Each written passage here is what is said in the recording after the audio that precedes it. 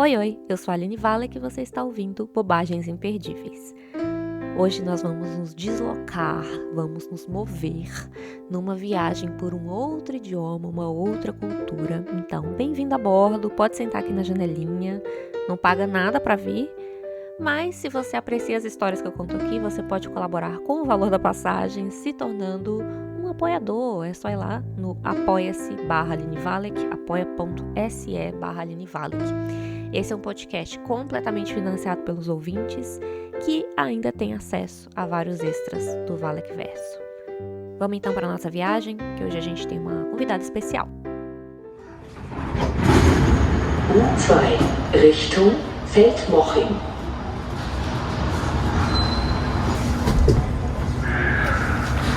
Bitte zurückbleiben.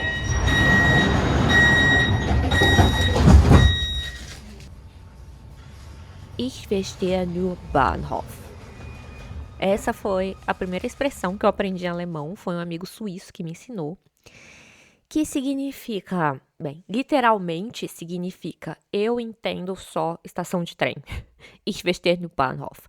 Mas o que eu realmente quero dizer com essa frase é não entendi bulhufas. Parece uma contradição, né? Falar que entende de alguma coisa para então dizer que não entendeu nada. De onde que veio isso? A expressão tem uma origem duvidosa, mas muitas fontes dizem que vem da época da Primeira Guerra Mundial, ali em 1918, porque no fim da guerra que a Alemanha perdeu, ela teve que se render, e os soldados que sobreviveram, cansados, derrotados, só pensavam em pegar o trem e voltar para casa. Então, não adiantava falar nada com eles, dar nenhuma ordem, que os coitados só entendiam estação de trem. Cadê a estação de trem? Quero ir embora! Pode ter sido também só uma dessas fake news que foi tão repetida que com o tempo pegou e as pessoas assumem como verdade? Pode ser, bem provável.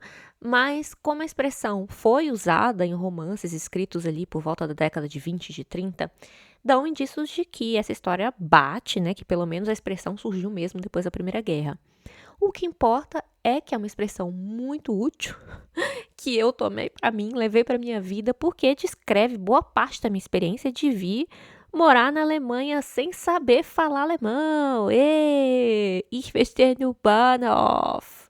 E realmente, no começo, eu não entendia nada, mas a estação de trem e de metrô, né, sempre foi suave de entender, de navegar, bem sinalizada.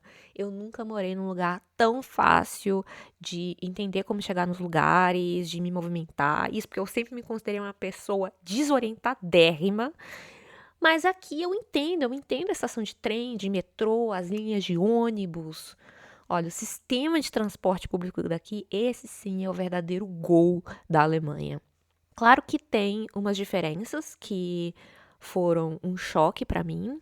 A primeira coisa que eu estranhei quando vim para cá é que não existe catraca. Não tô zoando, quando você entra na estação, você não passa por catraca nenhuma para chegar na plataforma. Ônibus é a mesma coisa, você entra e senta, não tem cobrador. Tem uma máquina para comprar o bilhete, aí você pega o bilhete, aí põe numa caixinha que faz plá, carimba lá, data, a hora. E só. Aí eu ficava, tá, mas eu compro a passagem e faço o quê? Eu entrego pra quem? Como vão saber que eu paguei?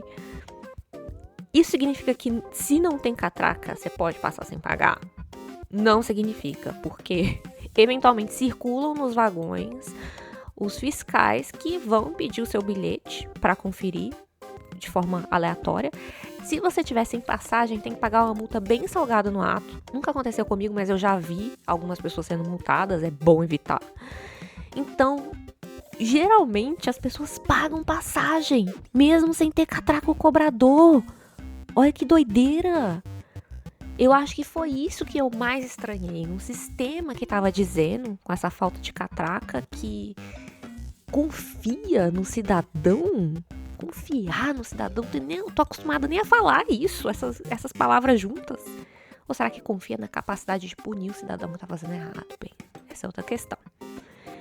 Quando eu cheguei em Munique, ainda estava rolando uma experiência que era o ticket de 9 euros, né? Como estava numa época de crise, a guerra da Rússia que tinha começado, o preço do gás estava lá em cima, o governo daqui resolveu oferecer uma ajudinha para a população. Então, você comprava um ticket que custava 9 euros, você podia usar o mês inteiro em todo o transporte público, podia pegar metrô, trem regional, ônibus, valia no país inteiro. Durou 3 meses com esse valor, né? Foi maravilhoso, aproveitei muito bem. Fora que também foi um case em como estímulo a população usar o sistema de transporte público teve um impacto enorme na redução de emissão de gás carbônico na atmosfera. E esse acabou sendo o protótipo do que virou agora o Deutschland Ticket. Eu amo, não é publi, tá? Que é uma assinatura que eu pago todo mês. Não é mais 9 euros, é mais caro, mas ainda acho que vale a pena. Eu posso usar para pegar qualquer transporte público quantas vezes eu quiser. Na Alemanha inteira eu posso pegar trem, ônibus, metrô, tram, que é como a gente chama o bonde aqui, né? Eu posso pegar um trem regional para ir para outra cidade, na outra cidade usar o mesmo ticket para circular lá. É, assim, uma maravilha. E acentua mais essa sensação de não ter catraca, de não ter atrito para usar o sistema, porque eu nem preciso mais comprar passagem antes de entrar no metrô, porque a passagem já tá no meu celular, já tá pago. Por que a gente não tem algo parecido no Brasil? Um Netflix de ônibus? Imagina.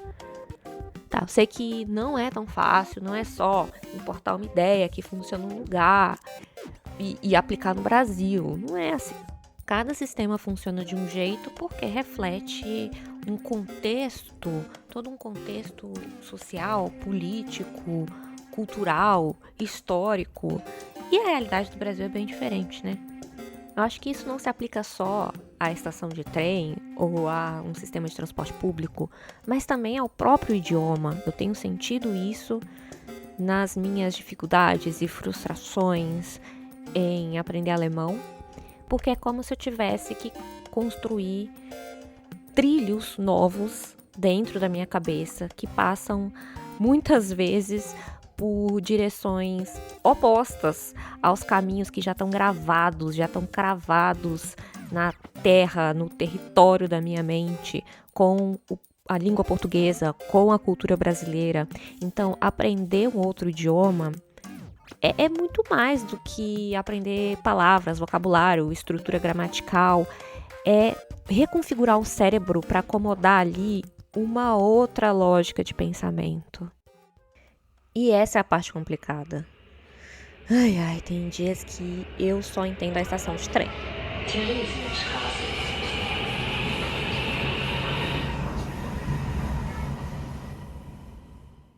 Palavras e expressões em alemão que eu amo. Vem comigo!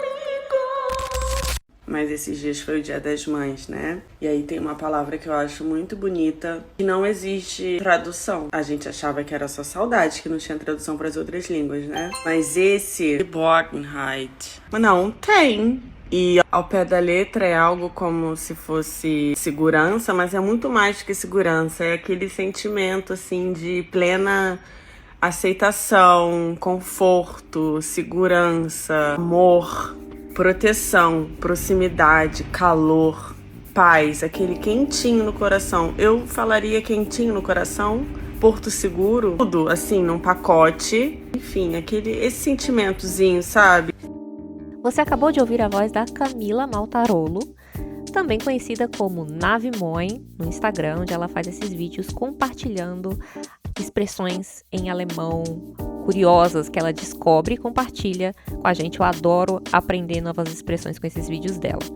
Bem, a Camila, ela é carioca. Sou do Rio, graças a Deus. E ela já mora na Alemanha há mais de 7 anos, na cidade de Hamburgo. Inclusive, esse nome, Navimoin, é um trocadilho com uma forma de dizer oi na cidade dela. Lembra que no primeiro episódio eu falei que servus é como se diz oi aqui no sul da Alemanha? Pois é, moin, moin, moin é como se diz oi no norte. Pois bem, eu chamei a Navimoin, quer dizer, a Camila, para conversar, porque eu queria entender um pouco mais da perspectiva dela, da experiência que ela está tendo, navegando nessa lógica alemã, tendo, assim como eu, esse sistema da brasilidade instalada no cérebro. Então, para começar, eu perguntei como foi a jornada dela para vir para a Alemanha. Em 2014, eu conheci um cara, o Broto, e aí a gente nunca mais parou de conversar. E aí a gente, né, teve um relacionamento, tá tendo ainda. Teve, parece assim, né? Enfim, a gente começou a namorar, morar junto, casar e ter filho. Foi muito assim, rápido e muito, foi uma conexão muito estranha, porque como assim? É um outro mundo, uma outra língua, uma outra. Ele é alemão polonês, na verdade. Olha que doido. Em casa, por exemplo, ele só fala em polonês com a família. E ele escolheu também polonês para se comunicar com o nosso filho. E aí fica essa salada. Ele teve a chance dele, vamos dizer assim, você teve essa chance de conhecer a minha cultura, a minha língua. Ele fala português, não só português, como carioquês, assim. É bizarro. E aí ele teve, assim, a gente morou junto por 3 anos no Brasil antes de decidir vir para cá, assim. E o fator, assim, decisivo foi o Apolo, assim. Maternidade, eu não conseguia me ver apenas, tipo, parar tudo e ficar apenas nisso em casa até ele entrar no colégio. Aí eu fiquei pensando, caraca, eu vou ficar 7 anos em casa, eu não vou conseguir. E aí, vindo pra cá, seria aquele lance, assim, ele já iria pra creche com 1 ano, e aí eu conseguiria conciliar, assim, ainda a Camila e a Camila mãe, sabe? Eu vim pra cá e aí fui conhecer o Broto, né? Mais, assim. Porque antes eu achava que ele era uma figura peculiar, assim. E eu ficava, caraca, que engraçado ele tirar o sapato para entrar em casa. No Rio de Janeiro, sabe? Quem que faz isso? E aí eu fiquei, caraca, é ele ou é a cultura dele? Ou tudo junto e tal? Esse é um exemplo de como um contexto do lugar, né, no caso, o contexto climático do lugar, influi na cultura, né? Porque aqui, principalmente no inverno, faz todo sentido você deixar o sapato para fora de casa, porque senão você suja a sua casa inteira, vai ficar cheia de lama, de neve, não dá. Aí eu perguntei para ela se teve outra coisa que chocou ela quando ela veio morar na Alemanha. A primeira coisa eu acho que me impactou foi acordar de manhã e olhar o clima-tempo. Tipo assim, bom dia. Quero saber como vai estar o tempo para poder sair de casa. Isso para mim foi muito, caraca, que doideira. Eu tenho que saber graus Celsius e vai chover, não vai chover, que roupa eu uso, um casaco assim, um casaco assado. Aqui inclusive existe o ditado de que não existe clima ruim, o que existe é a roupa errada. Ou seja, você tem que se preparar, você tem que estar preparado para o clima que você vai encontrar lá fora. Aliás, estar preparado é um traço característico da cultura alemã, pelo que eu venho observado. As pessoas são muito preparadas, né? Estão pensando sempre em algo que está lá na frente. Então, por exemplo, marcar um rolê, um compromisso, daqui a 2 semanas, né? Tem bastante antecedência. E eu vejo isso talvez até na própria língua, na estrutura da língua, porque a pessoa começa a falar e cadê o verbo que ainda não apareceu para eu entender o que está acontecendo nessa ação? Calma que o verbo também está lá da frente. Bem, aí eu perguntei para Camila o que foi que levou ela a fazer essa série de vídeos maravilhosos das expressões em alemão que ela ama. Eu tenho muito essa mania de. Eu tinha um caderninho sempre comigo, e qualquer coisa que eu via, ou sei lá, que eu estava escutando e alguém falava e me vinha alguma coisa, eu ia lá e anotava, e depois ou eu perguntava assim pro Broto, ou para qualquer outra pessoa assim que falasse inglês, né? Porque no começo eu não falava nada. E aí era engraçado, porque sempre a pessoa dava aquela risada, tipo, caraca, mas de onde surgiu isso? Aí eu ficava, sei lá, eu escutei e tal. E aí eu escrevia, tipo, completamente errado, era como eu ouvia, e aí ele ia falando, assim. Ou às vezes a gente estava conversando, e aí a pessoa, em alemão tem uma expressão que você fala blá blá blá. E eu ficava, caraca, é parecida com uma expressão que tem em português. Aí a gente ficava viajando nessas coisas. Essa coisa me pirava muito também, de não é possível que existe um verbo específico para expressar isso, é muito legal, cara. E antes eu ficava assim, nada acima da língua portuguesa. Ainda é assim. Eu sou meio. é, eu amo muito a língua portuguesa. Para mim é tudo. Tudo. O jeito que a gente descreve as coisas e como a gente se comunica e tal, meio poeticamente. É lindo, sabe? Às vezes eu tento traduzir as piadas também. Nossa, em português seria muito engraçado. Em alemão as pessoas ficam tipo. Desculpa, não entendi. Aí você, cara, não dá pra explicar uma piada. Tipo, no trabalho, né? Teve uma hora que eu pensei em português e falei, eu precisava apertar um botão e eu apertei um outro, porque escorregou, o meu dedo escorregou. E aí eu falei exatamente isso em alemão, literalmente, meu dedo escorregou e eu apertei aqui. E eles começaram a rir assim, ai, você é muito fofa para falar sobre as coisas, seu dedo escorrega. E aí eu fiquei, ué, sim? Olha que bonito, mesmo sem a gente perceber, a gente carrega coisas da lógica da língua portuguesa brasileira, mesmo quando a gente tá falando outros idiomas, né? E aí eu perguntei pra ela como que tá sendo essa experiência dela de conversar em alemão, de se expressar em alemão. Assim, depois do trabalho, eu consigo já conversar, assim, conversar sem ficar muito pescando, parecendo uma pessoa que não tá ali, tá assim, sabe, com o olho, a boca entreaberta e apenas.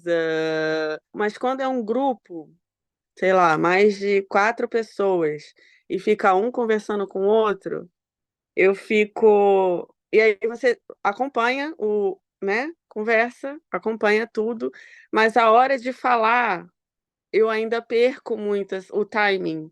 E aí, às vezes, eu quero falar uma parada, e aí eu formo a frase, o assunto já mudou de assunto. Aí eu fico só aquelas 4 palavras em alemão que é sempre, tipo, haha, krass, que pode ser para tudo. Ja, ja, genau. Ou, stimmt, stimmt. Natürlich! Natürlich também. O primeiro lugar que os Beatles fizeram show foi aqui, fora de casa. Foi aqui em Hamburgo. Eles ficaram tipo um mês numa rua assim da Luz Vermelha, que é um bairro mega histórico, eu diria, na Reeperbahn. Eles ficaram lá numa casa de shows assim todos os dias fazendo show e tal. Aí tem uma entrevista do Paul McCartney anos depois falando sobre esse tempo. E aí ele falava, alemão é difícil, eu não, ele sabe algumas palavras, aí ele fala aquele jeitão dele maravilhoso, inclusive, né, de entreter, assim. E aí ele fala, mas a palavra-chave que você tem que aprender é genau. E qualquer coisa que a pessoa fala, você faz o biquinho, fala genau. E aí você consegue passar por tudo. É, por quase tudo. É muito cansativo. E depois, assim, no fim do dia, a nossa cabeça, assim, é aquele cansaço mental, assim, de parece que você fez uma mudança e você mora, sei lá, no 28º andar e o elevador tá quebrado. É esse cansaço, assim, de. E é só o fim do dia, porque você falou 3 línguas e você ficou frustrado muitas das vezes, porque você tentou traduzir uma coisa e não deu certo, ou você usou um verbo. Aconteceu isso no trabalho semana passada. Eu tinha que comunicar uma coisa a um cliente dizendo que seria legal se ele entregasse uma coisa por inteiro para gente, porque a gente precisa colocar a venda de volta. E aí eu falei, você precisa me trazer o do MUS. Eu usei o MUS. E não, isso é quase assim, eu sou o quê? Policial para falar que ele precisa esperar no semáforo para poder atravessar. E aí ele ficou muito assim, como assim, MUS e tal? E aí eu fiquei meio, não foi isso que eu quis dizer, não, calma aí e tal. E aí ele foi se inflamando e eu também fiquei meio atordoada. Eu chamei minha chefe, ela, não, realmente ele tá certo. Não tem moça aqui, poderia ser. Aí eu, caraca, um verbo, cara, não, um verbo não, Verbo modal, né? O verbo um auxiliar. modal, exatamente, auxiliar. E como que 4 letras fez tanta diferença, assim.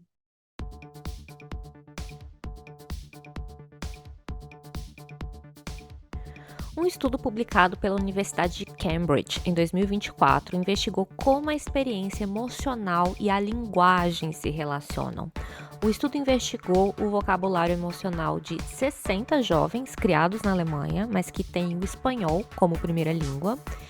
E, como base de comparação, aplicou os mesmos testes em 61 jovens falantes nativos de alemão e 27 falantes nativos de espanhol. Aí eles pediram para os adolescentes cumprirem a seguinte tarefa: escreva sobre uma experiência pessoal real na qual você sentiu raiva ou surpresa. Então, um texto comemora sobre raiva, outro texto comemora sobre surpresa. Ou seja, os bilíngues tiveram que escrever 4 textos, cada emoção em espanhol e depois cada emoção em alemão. Olha, que exercício agradável, que exercício gostoso. E escolheram esses dois divertidamente porque são emoções fortes, que envolvem o uso de palavras mais carregadas, mais intensas. Embora a surpresa seja uma experiência mais curta, que pode ser tanto negativa quanto positiva, já a raiva é uma emoção que tende a ser mais prolongada, que envolve ruminação. E aí, o que os pesquisadores descobriram quando analisaram os dados? Primeiro, que tanto os jovens bilíngues quanto os jovens nativos do espanhol usaram um número parecido de palavras emocionais nos seus textos em espanhol. Já os nativos do alemão usaram mais palavras emocionais do que os jovens bilíngues nos textos em alemão. Ou seja, mesmo sendo socializados em alemão, a língua materna dos adolescentes bilíngues, nesse caso o espanhol, permaneceu como a língua do coração, que é a língua que dispara mais vocabulário referente a emoções, a expressar afeto e que está ligada a um repertório emocional mais variado em comparação com a linguagem dominante da sociedade em que vivem. As palavras que descrevem emoções são mais ricas e mais profundamente enraizadas na memória na primeira língua do que na segunda língua. Vou ler aqui um trechinho do estudo que foi escrito pelos pesquisadores Carmen Vidal Nogueira e Irini Mavru. Também descobrimos que as memórias sobre raiva escritas em alemão, tanto como primeira língua, tanto quanto segunda língua, incluíram mais palavras emocionais do que nos textos sobre surpresa. Esse resultado pode explicar o fato de que pessoas de sociedades individualistas, como a Alemanha, tendem a expressar raiva mais abertamente por valorizarem muito as suas necessidades pessoais, o que pode proporcionar mais recursos emocional-linguísticos para expressar essa emoção em alemão. Bom saber que eu estou entrando num idioma que tem um vocabulário bastante variado para passar raiva.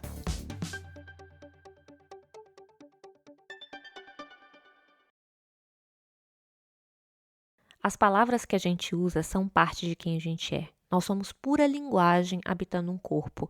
Então, o que a gente fala sempre vai revelar o que a gente é, mesmo quando a gente faz um tremendo esforço para esconder.